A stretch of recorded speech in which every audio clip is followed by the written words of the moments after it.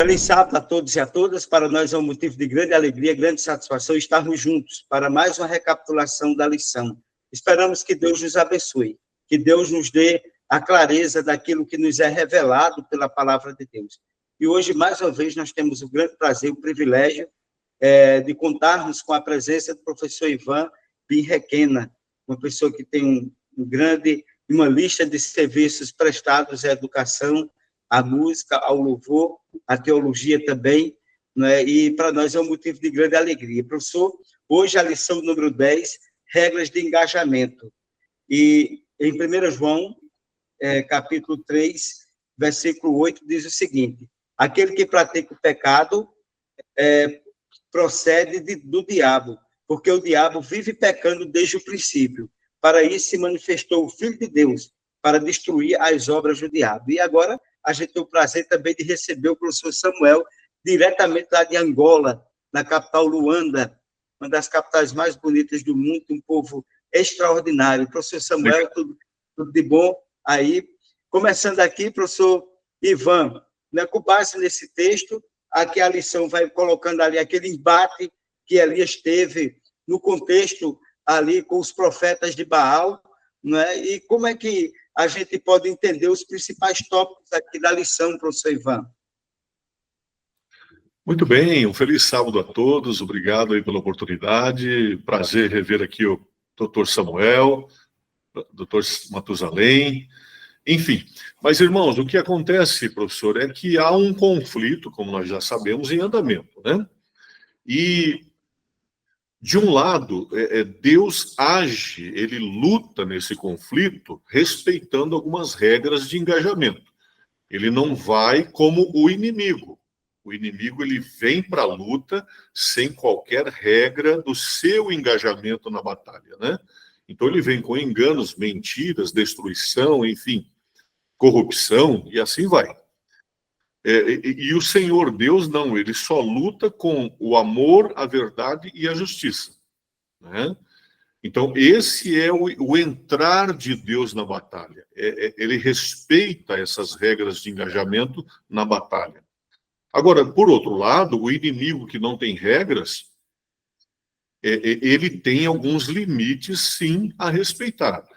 Deus impõe ou determina alguns limites para ele, né? Como nós vamos ver aí na lição, por exemplo, lá no Carmelo, né? Deus não permitiu que ele queimasse o sacrifício dos sacerdotes de Baal e Azera, né? Ele queria fazer isso, mas foi impedido. Enfim, há essa dinâmica aí do engajamento. Ok, professor Samuel, mais uma vez, boa noite, seja bem-vindo. Um anjo atrasado, aqui trata ali de Daniel, capítulo 10, né? Os falsos deuses das nações eram demônios disfarçados. Textos bíblicos apresentam evidências de que os poderes demoníacos, às vezes, estão por trás dos poderes terrestres. Mesmo anjos de Deus podem enfrentar a oposição das forças do inimigo, professor. E ali, né, como um anjo, ali do capítulo 10 de Daniel, como um anjo enviado de Deus foi resistido por 3 semanas, sendo todo poderoso. Deus tinha o poder de responder a Daniel imediatamente, mas não respondeu. Como é que a gente poderia contextualizar aqui, professor Samuel, esse embate, aí, essa chegada, vamos dizer, tardia do anjo Gabriel? Como é que o senhor poderia abordar esse tópico, professor? Saudações a todos, tenham um feliz sábado, espero que consigam me ouvir perfeitamente. Sim. Perfeito, professor. Apesar perfeito. de que dizer mesmo que é um privilégio enorme tratarmos desta matéria sobre as regras do engajamento, onde que quer aquele que pratica o pecado, segundo o versuário, diz que aquele que pratica o pecado procede do diabo, porque o diabo vive pecando desde o princípio. Para isto se manifestou o Filho de Deus, para destruir as obras do diabo. Prezados irmãos, aqui importa-nos realçar aqui o aspecto importantíssimo que é a vontade de Deus. Este engajamento que é a questão do discernimento, que Deus, tendo feito uma análise, sabendo que a vida do homem é uma vida pecaminosa, então ele toma a decisão certa de enviar o seu filho como seu representante para morrer por nós. Então, houve ali um engajamento, um esforço titânico para que o Senhor, então, pudesse se redimir, se rever como humano, enviando o seu filho e morrer por nós. E, de fato, cada um de nós aqui presente,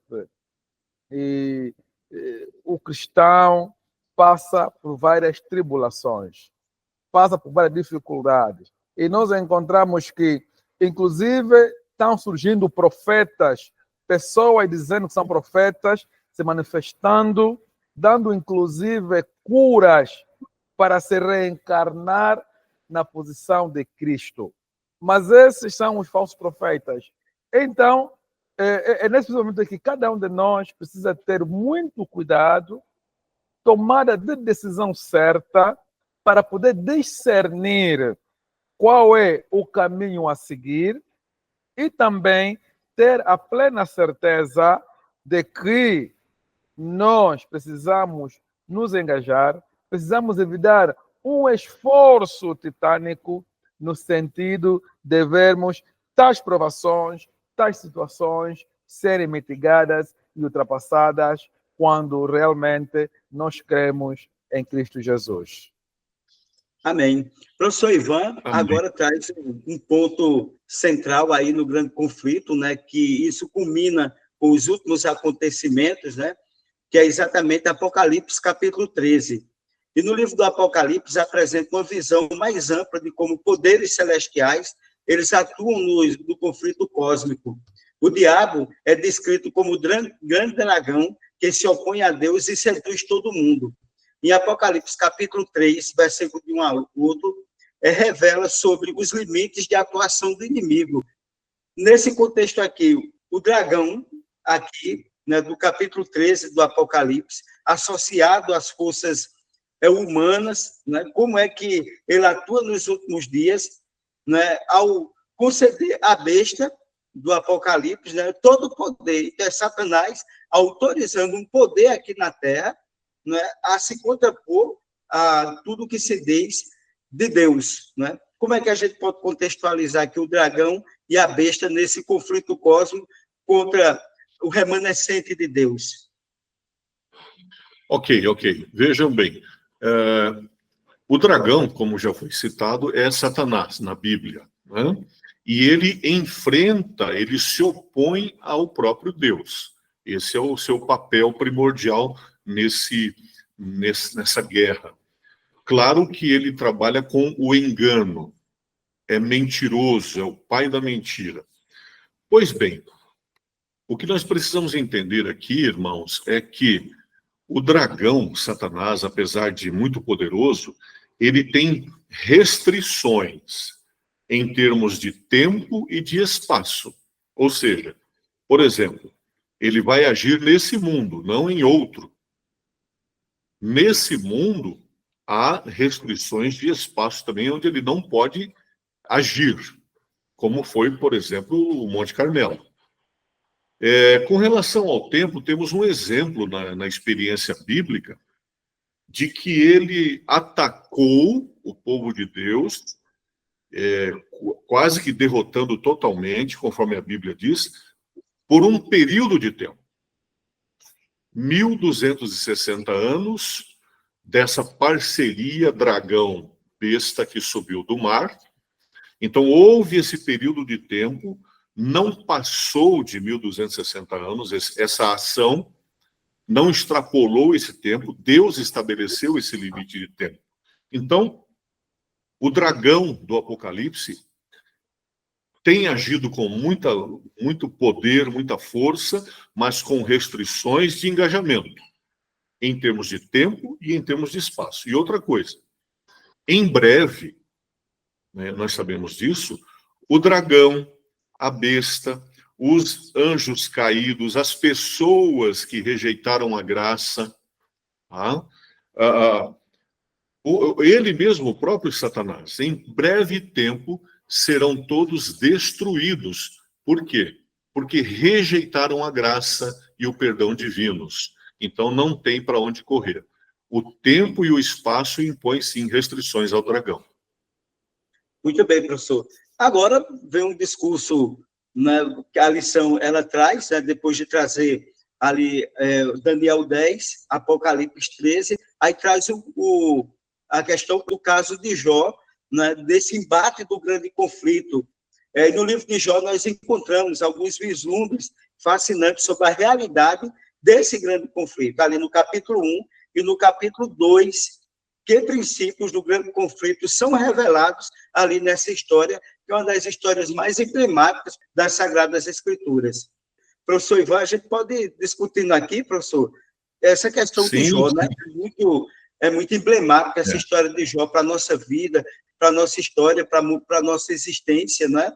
É uma coisa assim que, vamos dizer assim, a gente fica perplexo, mas ao mesmo tempo a gente também está no centro também desse grande conflito. Assim como Jó passou as lutas deles, as adversidades, quantas pessoas na Terra hoje não estão passando por um conflito tão intenso e Deus ele confia em nós. Olha como Deus confiou em Jó, confia em nós também, de que através do poder dele, que disponibiliza, nós seremos vitoriosos.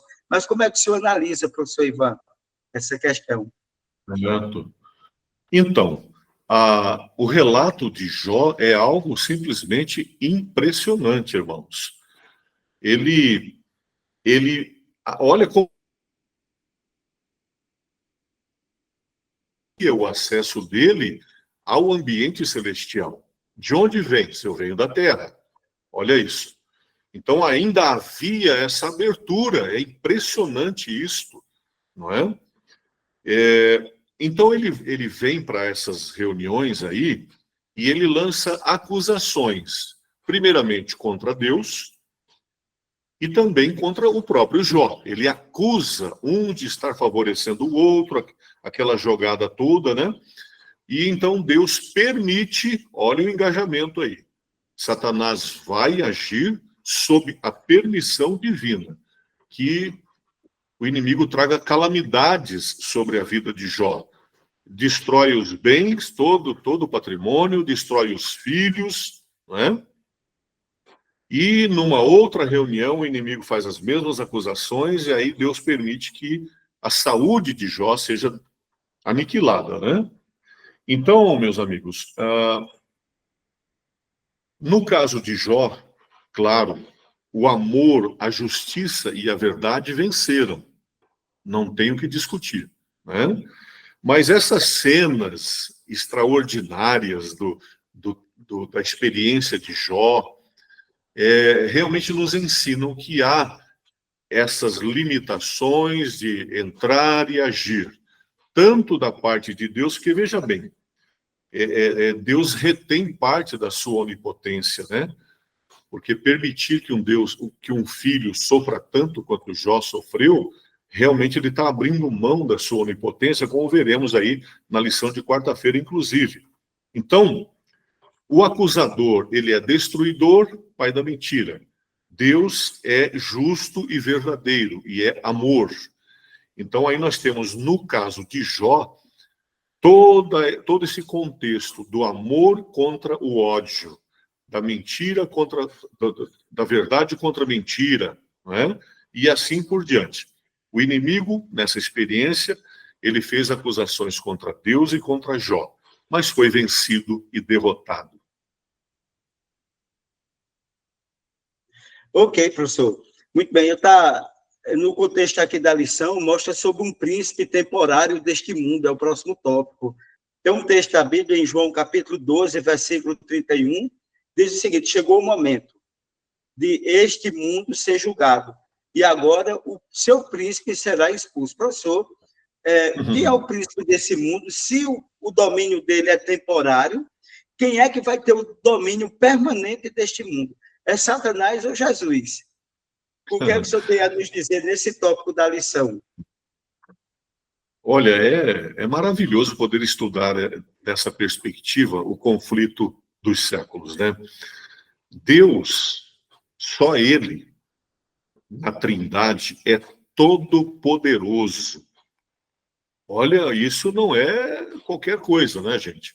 Deus é todo-poderoso. No entanto, Ele se abstém um pouco do seu poder e permite, com alguns limites, que um certo inimigo acusador haja, dando a ele tempo para isso, né? Dando algum tempo, que vai se acabar, é claro, esse tempo, e dando a ele também um espaço geográfico para agir. Então, quando Adão e Eva caíram, eles passaram para as mãos do inimigo, de Satanás, o principado deste mundo, né? Jesus era o rei deste mundo, mas infelizmente caiu nas mãos desse príncipe temporário. E realmente, Satanás possui esse tempo, ele é poderoso também, claro, tem um poder temporário, não é um poder eterno, porque eterno só Deus, né? Então, como usurpador, ele tomou o principado deste mundo. Pelo engano, ele conquistou, então, esse planeta, reforçando, né? De uma forma temporária. Deus permite, como vimos na semana passada, que isso se desenrole, que isso aconteça, que isso avance, esse império do mal, justamente para ficar muito claro, plenamente claro, que o caráter dele, Deus, é intocável e que o caráter do inimigo é totalmente péssimo, destruidor e mau, né? Então, ele tem sim, mesmo como príncipe desse mundo, ele tem um poder limitado e um tempo também limitado. Professor, o último tópico da lição, né, é interessante, porque ele traz aqui o seguinte: limites e regras. O conflito cósmico é, acima de tudo, uma disputa a respeito do caráter de Deus gerado pelas acusações do diabo contra o seu governo, sua bondade e sua justiça. É uma espécie de processo judicial da aliança que envolve o universo inteiro. A gente percebe o conflito no contexto de Jó, dá a entender que não vale a pena ser fiel a Deus. E muitas vezes a gente está lutando, não é, nesse mundo, estamos no embate do conflito, não é, e Satanás ele começa a acusar o caráter de Deus, e essas acusações sobre o caráter, a bondade de Deus, o governo de Deus, chega até nós para que a gente até possa se questionar. A gente passa tanta coisa e, às vezes, a gente quer questionar a Deus. Então, o conflito não pode ser resolvido simplesmente pelo poder, mas exige de cada lado que cada lado demonstre suas afirmações. E como é que a gente pode, nesse contexto, professor, desse embate que tem, que Satanás tenta destruir, por que é que ele não vai conseguir destruir o caráter de Deus? Claro, vamos analisar isso. Realmente, é impressionante, por exemplo, o fato de que Deus foi colocado como que num banco de réu, né? Como que fosse um réu. Então, o que acontece? Esse conflito iniciado por Lúcifer no céu, como o professor comentou, ele não podia ser simplesmente resolvido aí pelo uso do poder. Claro que não, né? Então, Deus fez o quê? Então ele disse assim, essas são as acusações? Sim, são as acusações. Então agora vamos abrir aqui um tempo, olha, um tempo para que todos entendam, que haja investigações, que haja análises, estudos, há um tempo para isso, né? Que haja esclarecimentos, ok? Então nós vamos ter um tempo. Olha aí, já tem um limite determinado aí. Não é um tempo eterno. Vamos ter um tempo para que você demonstre o seu caráter e que haja esclarecimentos sobre o meu caráter. Então, Deus, muitas vezes, ele vai agir, professor, assim, primeiro que ele não empurra os problemas para debaixo do tapete, né? Deve haver esclarecimentos. Não é essa jogada de esconder as coisas, né? Há um universo inteiro dependendo desses esclarecimentos. Então, o inimigo muitas vezes terá restrições nas suas ações quando nós oramos, por exemplo. A oração, a proporção da fé, a proporção da quantidade de orações, de jejuns, podem sim determinar um movimento diferente da parte de Deus em entrar e agir, né? Então, vamos pegar um exemplo. Temos uma pessoa com uma doença grave. A igreja começa a orar por essa pessoa, amigos, irmãos, clamando, implorando por socorro. Deus poderá sim mudar o destino daquele doente, daquela pessoa, em função de orações, em função da proporção da fé e outras ações de demonstração de fé que possam vir como o jejum, por exemplo. Então, há essas possibilidades. O inimigo, ele não é totalmente poderoso para fazer o que quer. Nós podemos mudar alguns destinos, aí, algumas experiências de vida, pela fé, pela oração, pelo jejum, pelo clamar a Deus. E ele vai entrar e vai agir. Como nós temos aí inúmeras experiências na Bíblia, né? Então, o que acontece? A oração, ela dá o quê? Espaço para Deus agir com ações divinas, de bem, sempre, claro, né? Então, essa é a realidade aqui nos limites e regras que nós estamos vendo, né, nesse estudo maravilhoso dessa lição.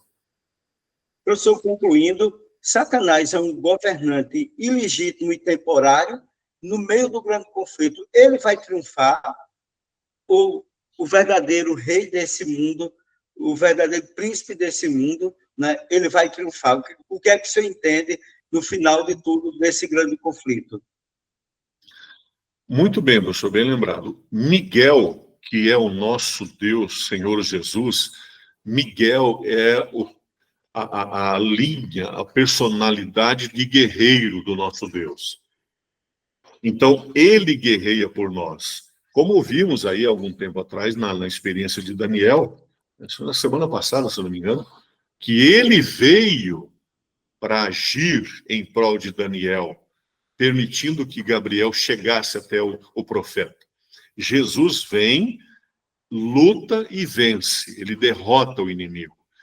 Ele já sacramentou a derrota plena na cruz do Calvário. Está consumado, acabou.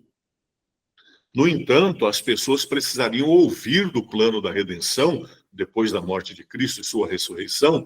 Deveria haver um tempo para que ainda o caráter do inimigo fosse mais revelado e para que ainda as pessoas pudessem ser salvas. Então, nós temos, sim, Jesus como vencedor.